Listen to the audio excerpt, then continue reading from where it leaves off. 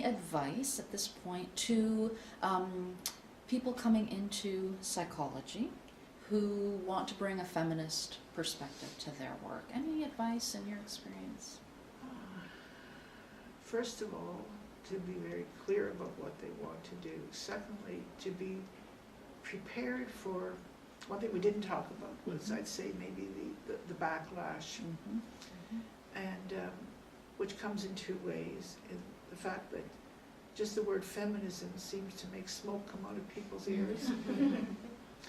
And secondly, the fact that young, particular university grad area, have the feeling that it's all done. And I know that in class, when I show a video and it talks about men's wages are set, women's are only 72% of men's. I'll have people put this in, but that's not the way it is now. Of course it's the way it is now. May not be the way in the university, may not be the way in the union shop, where you take all the wages and that women still have much lower wages. And also then to talk about the fact that when they're coming in, to remember the culture that in a lot of countries, now in some countries women have it better than Canada.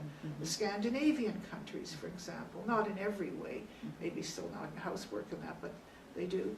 But then there's other countries where women are still fighting an uphill battle. I think the grandmothers who came to the United Nations a couple of years ago, who were taking care of their grandchildren whose parents had died with AIDS, and they came to Canada, and they came to the United Nations, and they were recognized.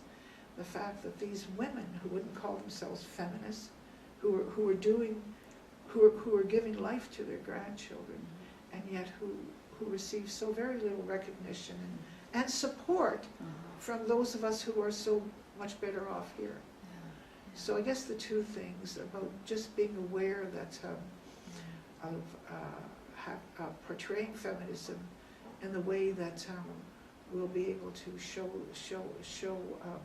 what can be done, and also just letting the younger generation know that the battle's not won,